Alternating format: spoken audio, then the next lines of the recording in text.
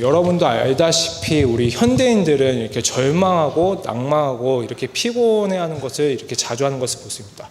그래서 우리는 이제 목표가 이루어지지 않으면, 우리 뜻대로 되지 않으면 우리가 좀 낭망하고 절망하고 이렇게 피곤해하는데, 운동하다가도 이제 피곤하고 낭망할 때가 있습니다. 내가 원하는 레벨이 이 정도인데 이 정도를 가지 못했을 때, 그리고 이제 사업하다가도 내가 이제 이 정도 벌고 싶은데 이 정도 찍지 못했을 때, 그리고 연애하다가도 내가 이제 이 자매랑 하고 싶은데 되지 않았을 때, 그리고 저희 어머니는 심지어 요리할 때도 절망할 때가 있습니다.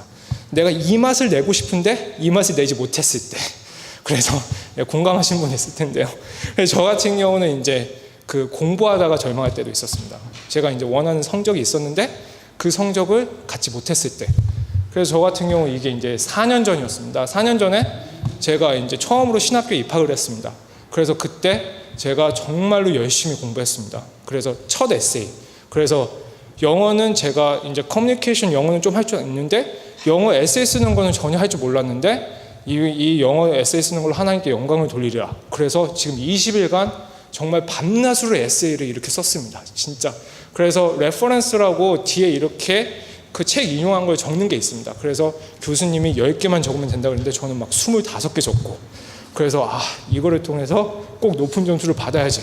그리고 이렇게 열심히 썼는데, 근데 제가 이게 이제 내는 날이었습니다. 근데 내는 바로 그 전날 어떤 한 그 2세, 여기 호주에서 태어난 2세가 저한테 와서 딱 그럽니다. 형, 저 에세이 시작도 못했어요. 저 어떻게 할까요? 그때 제가 속으로 너는 이제 큰일 났다. 그러면서 그래도 한번 해봐. 포기하지 마봐. 그러면서 그 다음날 그 친구가 저한테 그랬습니다. 형, 격려해줘서 고마워요. 형 때문에 밤새도록 열심히 해가지고 저 에세이 냈어요. 그리고 나서 2주 뒤에 결과가 나왔습니다. 근데 저는 파스가 나왔습니다. 파스는 한국 성적으로는 60점인 것입니다. 절망했습니다. 어떻게 20일을 밤에 샜는데 절망했습니다. 그런데 거기까지는 괜찮았습니다. 하루 만에 한 여기서 태어난 그 아이는 크래시 나온 것입니다. 그래서 그 친구는 내가 격려를 해가지고 그날 저는 도서관에 못 갔습니다. 바로 집에 갔습니다. 그 친구 때문에 절망해서. 왜냐하면 제가 성취하고자 한 그 목표를 성취하지 못했기 때문인 것입니다. 그렇기 때문에 피곤하고, 그렇기 때문에 공부했는데, 이사야서를 보면 이스라엘 백성도 마찬가지였습니다. 이사야서에서 이스라엘 백성들은 날개가 꺾인 이스라엘 백성처럼, 왜냐하면 하나님의 백성인데 그때 바벨론에 포로 생활을 했기 때문입니다. 그래서 바벨론에게 포로 생활을 했던 그 이스라엘 백성에게, 그리고 에세이가 점수가 나오지 않아서 절망했던 저에게 이사야를 통해서 이사야 선지자는 저야 이스라엘 백성에게 말하고 있는 것입니다. 네가 이렇게 절망하는 것은 하나님을 알지 못하고 하나님을 믿지 않기 때문이다. 그러고 구체적으로 어떻게 하나님을 믿고 하나님을 의지할 수 있는지 이사야서는 얘기하고 있습니다. 그래서 본문을 통해서 그것을 알아가기 원하는데요. 첫 번째 27절에 이렇게 나와 있습니다. 야곱아, 내가 어찌하여 말하며 이스라엘아, 내가 어찌하여 이르기를 내 사정은 여호와께 숨겨졌으며 원통한 것은 내 하나님에게서 수리하심을 받지 못한다 하느냐. 그래서 이스라엘 백성들은 바벨론의 포로로 끌려가게 되었습니다.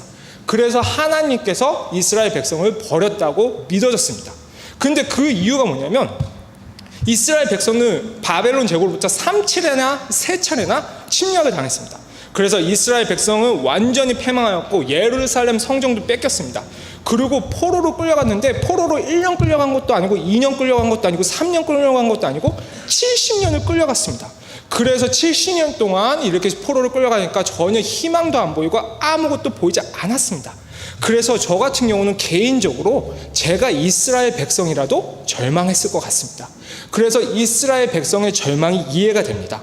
그래서 70년 동안 하나님께 부르짖었습니다. 하나님께 통곡했습니다. 하나님이 나의 하나님이라면, 분명히 나의 하나님이고 나를 구원하신 전능자의 하나님이라면 왜 나의 사정을 들어주지 않고 왜 나를 이 바벨론의 포로된 자에서 구워주지 않느냐고.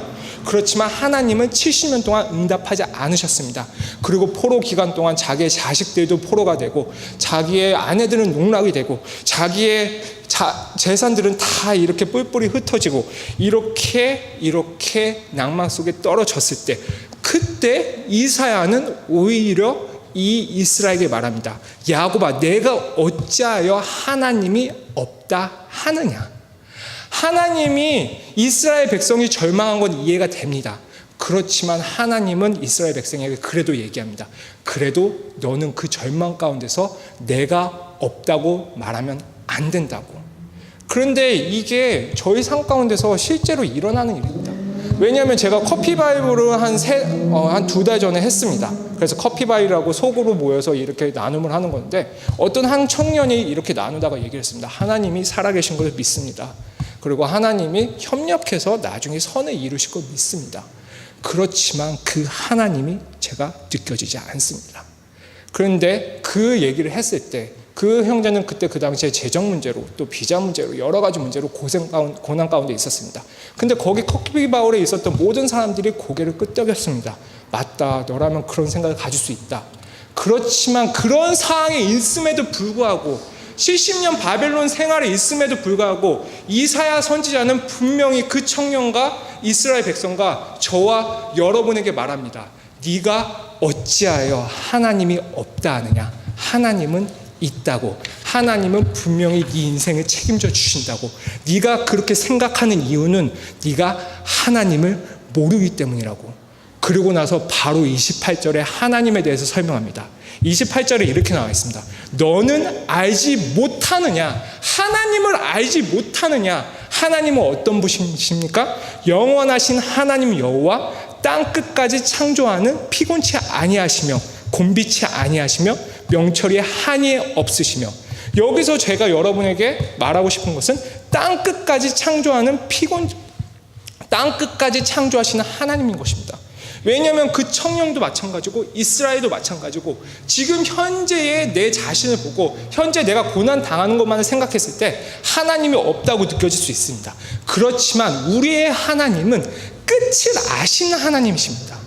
그러니까 우리는 지금 당장 이 세계 내 고난 그리고 내가 당하는 이 환경밖에 볼 수 없는 능력을 갖고 있지만 하나님께서는 이미 내 인생의 끝을 알고 계십니다. 그래서 그 끝을 알고 있기 때문에 그 끝으로 나를 인도해 주시고 그 끝으로 나를 이끌어 주시는 그런 전지전능한 하나님이신 것입니다.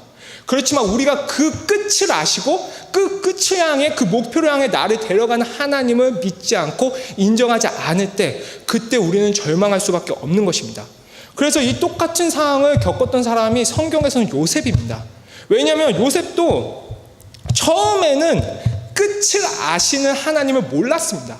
그래서 요셉이 형제들에게 팔려갔을 때 그리고 모함을 당해가지고 감옥에 처박혔을 때 그때까지는 끝을 아는 하나님을 몰랐습니다. 그래서 하나님께 절망을 했고 우리는 그 절망을 이해할 수 있습니다. 그렇지만 나중에 모든 게 다 해결되고 그리고 나서 그 애굽의 총리가 되고 나서 그리고 형제들을 용서하면서 이렇게 고백했습니다. 요셉이 그들에게 이르되 두려워 마소서 내가 하나님을 대신하리이까 당신은 나를 해하려 하였으나 하나님은 그것을 선으로 바꾸사 오늘과 같이 만민의 생명을 구원하게 하시려 하셨나이다. 그래서 이것을 통해서 우리가 알 수 있는 건 뭐냐면 우리가 절망 가운데 빠지지 않고 오히려 우리가 정말로 주님의 사람으로 살아가려면 우리의 끝을 아시는 하나님을 알아야 되는 것입니다. 그 끝을 우리의 끝을 주관하시는 하나님을 알았을 때 우리는 더 나아갈 수 있는 것입니다. 그래서 그 28절에 하나님에 대해서 하나 더 얘기하고 있습니다. 그것은 뭐냐면 하나님은 피곤치 아니하시며 곤비치 아니하시며 명철이 한이 없으시며, 즉 하나님은 절대로 피곤치도 곤비치도 않다는 것입니다. 그런데 이게 바로 우리에게 큰 은혜를 주는 것이 있습니다. 왜냐하면 하나님이 목표를 하나 정하시면 하나님은 그 목표를 이루실 때까지 절대로 쉬지 않으시는 것입니다. 그게 너무나도 귀한 은혜인 것은 왜냐하면 하나님이 내 인생 가운데 목표를 설정하셨습니다. 나를 사역자를 키우시고 나를 구원하시고 나를 이 세상 가운데 그리스도인으로서 주님의 영광을 위해 쓰시겠다는 하나님의 그 목표를 세우셨는데 하나님은 그 목표가 내 삶 가운데서 이루어질 때까지 절대로 포기하지도 않으시고 절대로 쉬지도 않으시고 절대로 곤비치지 아니하시고 그 목표가 이루어질 때까지 끝까지 가시는 하나님이신 것입니다. 내가 근데 그 하나님을 알 때 나도 하나님이 내 인생에 정하신 그 목표를 끝까지 이루어 주신다는 걸 알 때 제 인생에도 힘이 생기는 것입니다. 왜냐하면 모세는 하나님의 모세를 통해서 이루시는 목적이 있었습니다. 모세를 이스라엘 지도자로 삼아서 가나안 땅으로 인도하려는 하나님의 목적이 있었습니다. 그렇지만 처음에 모세는 그 목적을 몰랐습니다. 왜냐하면 자기 약함 때문에 몰랐습니다. 왜냐하면 모세는 말을 잘 못하였습니다. 그래서 하나님 아버지께 이렇게 말했습니다. 하나님, 내가 말이 어둡습니다. 그러니까 나를 보내지 마시옵소서. 그렇지만 하나님은 모세에게 목적이 있었고 하나님의 열심이 모세의 약함보다 더 컸습니다. 예레미야가 하나님께 고백했습니다. 하나님 아버지, 나는 어립니다. 나는 말을 잘 못합니다. 나 말고 다른 사람을 보내주시옵소서. 그렇지만 예레미야는 하나님께 택함 받았고 하나님께서 예레미야에 대한 목표가 있었습니다. 하나님은 예레미야에 대한 목표와 하나님의 예레미야에 대한 열심과 하나님이 예레미야를 사용하고자 하는 그 목표가 예레미야의 약함보다 더 강했습니다. 그렇기 때문에 모세는, 그리고 예레미야는, 저와 여러분은 사용받을 수 있는 것입니다. 우리의 환경보다, 우리의 약함보다, 우리의 재능보다 더 강하신 이는 하나님이시고, 하나님이 하시면 하나님이 하시는 것입니다. 하나님이 정하셨으면 하나님이 하십니다. 그거는 우리의 약함과 우리의 정말 무능함과 상관이 없는 것입니다. 그것을 알 때 우리는 절망 가운데 빠지지 않고 한 발 더 나갈 수 있는 것입니다. 근데 그것을 몰랐을 때 우리는 낭만할 수밖에 없습니다. 그렇지만 여러분 삶 가운데서 하나님을 알므로, 여러분의 끝을 아는 하나님을 알므로, 여러분의 인생을 향한 그 하나님의 열심을 알므로 여러분이 지금 어떤 환경 가운데 있든지 절망하지 않고 하나님만 바라보고 나아가길 주님을 축원합니다. 그래서 하나님은 29절부터 30절까지 이사야는 저에게 말하고 있습니다. 뭐라고 말하고 있냐면, 피곤한 자에게는 능력을 주시며 무능한 자에게는 힘을 더하시나니 소년이라도 피곤하며 곤비하며 장정이라도 넘어지며 자빠지되. 즉 하나님은 뭐라고 이사야는 저희에게 뭐라고 얘기하고 있냐면, 하나님께서는 피곤한 자에게 능력을 주시며 무능한 자에게 힘을 더하신다고 얘기하고 있습니다. 이것은 뭐냐면 오직 하나님만이 너를 구원할 수 있고, 오직 하나님만이 너를 절망 가운데서 건져낼 수 있고, 오직 하나님만이 너를 낙심 가운데서 지금 구원할 수 있다고 얘기하는 것입니다. 왜냐하면 그때 이스라엘에게는 여러 가지 정치적인 환경이 있었습니다. 그래서 소년이 피곤하며 곤비하며 장정이 넘어지며 자빠지되. 근데 여기서 소년은 어떻게 보면 신흥 국가 아수르를 이끌 수 있습니다. 아수르가 될 수 있습니다. 그래서 아수르에게 아부하자, 이스라엘 백성들 가운데 아수르에게 아부하자 사람이 나올 수 있습니다. 그리고 여기서 장정은 누구를 뜻하냐면 바벨론을 뜻할 수 있습니다. 바벨론한테 로비를 하자, 바벨론이랑 동맹을 맺어버리자. 즉 이스라엘 백성들은 그때 그 당시에 인정하지 않았습니다. 오직 하나님만이 나를 구원할 수 있다는 것을. 그래서 오히려 장정을 찾아갔습니다. 아수르를 찾아갔습니다. 바벨론을 찾아갔습니다. 그렇지만 이사야 선지자는 성경 말씀을 통해서 우리에게 얘기하고 있습니다. 아무리 소년이 세고 아무리 장정이 정말로 파워풀해도 곤비하고 넘어지되 오직 여호와를 앙모하는 자는 새 힘을 얻는다고. 너는 그 사람을 의지하지 말고, 너는 힘센 사람을 따라가지 말고, 너는 돈 따라가지 말고, 환경 따라가지 말고 오직 여호와 하나님을 쫓아가라. 왜냐하면 너를 구원할 수 있는 사람은 여호와 하나님밖에 없다. 여호와 하나님만이 약한 자에게 힘을 주시며 여호와 하나님만이 곤비한 자에게 힘을 주신다. 그것을 인정하냐는 것입니다. 그것을 인정할 때 하나님 아버지께서는 우리에게 절망을 이길 수 있는 힘을 주십니다. 근데 그 절망을 이길 수 있는 실질적인 힘이 어디서 나오냐면 하나님을 앙모하는 것입니다. 근데 여기서 앙모한다는 것은 어떤 뜻이냐면, 앙모한다는 것은 아기새가, 새끼새가 있습니다. 새끼새가 입을 벌리고 어미새가 그 먹이를 입에 집어넣을 때까지 기다리는 것입니다. 그래서 새끼새가 이렇게 입을 벌리고 있습니다. 그런데 기다리고 있는 것입니다. 앙모하는 거죠. 그러니까 한마디로 말하면 우리가 새끼새가 돼서 하나님이 우리의 삶 가운데 주관하시기를 우리가 기다리는 것입니다. 기다릴 수 있는 여유가 있어야 되는 것입니다. 여러분, 하나님을 신뢰한다는 것은 기다리는 것입니다. 하나님께서 하나님 방법으로 우리에게 하나님의 뜻을, 하나님의 목적을 이룰 수 있게 우리가 기다리는 것입니다. 그 기다리는 것이 바로 주님을 앙모하는 것입니다. 그래서 그 주님을 앙모할 때 우리는 어떻게 될 수 있습니까? 주님을 앙모할 때 우리는 멋있어질 수 있습니다. 주님을 앙모할 때 우리는 진정한 그리스도인이 될 수 있습니다. 주님을 앙모할 때 우리는 그리스도의 힘이 저희 마음 가운데서 나옵니다. 왜냐하면 저희가 하는 게 아니라 하나님이 하시는 것이기 때문입니다. 주님이 앙모할 때 우리는 독수리 날개치면서 올라갈 수 있습니다. 왜냐하면 독수리가 날개쳐 올라가는 것은 그가 깃발을 이렇게 해가서 올라가는 게 아닙니다. 독수리가 날개쳐 올라가서는 참새처럼 이렇게 해서 올라가는 게 아닙니다. 독수리가 날개쳐 올라가는 것은 기류를 타고 올라갑니다. 기류를 타고 올라갑니다. 천천히 올라갑니다. 독수리는 멋있습니다. 왜 멋있습니까? 여유가 있습니다. 하나님이 주시는 그 성령의 기류를 타고 올라갑니다. 올라갑니다. 올라갑니다. 올라갑니다. 올라갑니다. 그리고 하나님의 때가 됐을 때 바로 상공에서 내려옵니다. 그게 바로 독수리입니다. 그쯤 참새는 틀립니다. 참새는 자기 힘으로 합니다. 그리고 곤비하고 그리고 포기하고 넘어질 수가 있습니다. 그렇지만 하나님의 기류, 성령의 힘으로 하나님의 목표를 가지고 나아가는 그 독수리 같은 그리스도인은 절대로 피곤하지도 않고 다른 박질하여도 곤비치 않습니다. 그것은 바로 그 성도는 자기의 힘으로 하는 것이 아닌 하나님의 힘으로 할 수 있는 것입니다. 여러분, 하나님의 힘으로 이 세상을 살아가고 싶습니까? 그러면 기다리십시오. 주님의 때를 기다리십시오. 주님이 주신 힘을 받아서 행하십시오. 그래야만 주님이 주신 힘으로 이 세상을 정복할 수 있습니다. 절대 포기하지 않습니다. 그래서 저 같은 경우도 이런 경우가 있었습니다. 근데 저는 정말로 그 독수리가 되고 싶습니다. 정말 멋있습니다. 진짜 여유가 있습니다. 그 스포츠 할 때도 제일 멋있는 사람이 이제 그 여유 있는 사람입니다. 그래서 축구하는 사람도 저는 제가 골대 앞에서 볼을 딱 잡으면 흥분합니다. 당황합니다. 그래서 이렇게 차야 되지 이렇게 해야 되지 계속 생각할 여유가 없습니다. 그렇지만 잘 차는 사람들 보면 딱 여유가 있어서 딱 그 0.1초 사이에 다 생각합니다. 테니스 치시는 분도 마찬가지고 여러 가지 분도 마찬가지입니다. 근데 저 같은 경우는 이제 그 돈에 대해서 약간 여유가 없었을 때가 있었습니다. 그 돈이라는 게 참 신기합니다.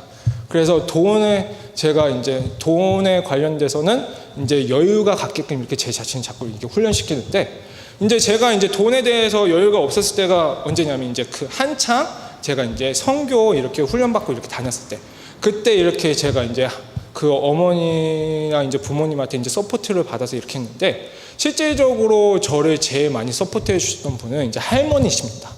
그래서 이제 할머니가 이제 저를 이제 돈을 그거 비행기표나 막 그런 거 여러 가지로 이제 후원을 해주셔가지고 막 여기저기 다니고 있었습니다. 근데 그때 다니고 있었는데 그때 어느 날 예배를 드리게 되었습니다. 예배를 드리게 되었는데 그때 어느 날 제가 그거 예배를 드렸을 때 주님께서 제 마음 가운데 이렇게 말씀하셨습니다. 성진아, 나는 너의 후원자다. 근데 그때 제가 엄청나게 많은 눈물을 흘렸습니다. 너무나도 많은 눈물을 흘리고 너무나도 많은 통곡 가운데 회개가 나왔습니다. 근데 왜 그랬냐면 저는 그 하나님의 마음을 받기 전까지 저의 후원자는 하나님이 아닌 저의 후원자는 할머니였기 때문입니다. 근데 할머니는 저에게 항상 교육을 시켰었습니다. 할머니가 저한테 돈을 주셨을 때마다 성진아, 이거는 내가 주는 게 아니라 하나님이 주는 거다. 그렇게 저한테 그러고 알겠습니다. 그리고 받았습니다. 그렇지만 내 마음 깊숙한 곳에서는 하나님보다는 할머니한테 잘 보고 싶은 마음이 있었습니다. 그때 저는 참새였습니다. 계속 이렇게 하면서 안부당 치면서 할머니한테 잘 보이고 어떻게 하고 그랬습니다.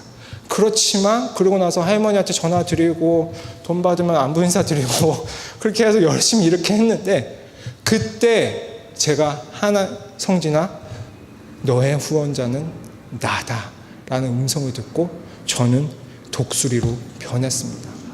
독수리로 변했다는 것은 뭐냐면 여유가 생겼습니다. 나의 인생은 하나님이 책임져 주시는구나. 나의 인생은 하나님 것이구나. 그때 제가 여유가 생기고 나서 어떻게 됐냐면 고개가 올라갔습니다. 그리고 가슴이 퍼졌습니다. 그리고 나서 하늘을 날았습니다. 그리고 나서 하나님의 때를 기다릴 줄 아는 힘이 생겼습니다. 돈이 없어도 기다릴 줄 알았습니다. 그리고 어김없이 내가 상공을 독수리처럼 성령의 힘으로 기쁨으로 올라갔을 때 하나님은 공급하셨습니다. 참새처럼 이리저리 왔다 갔다 하지 않아도 하나님은 공급하셨습니다. 여러분 혹시라도 여러 가지 힘든 상황 가운데 있습니까? 하나님은 여러분을 책임져 주십니다.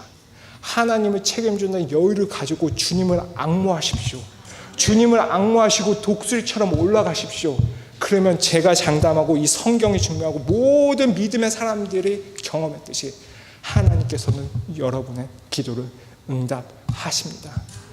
그게 바로 하나님의 방법입니다. 다 같이 기도하시겠습니다.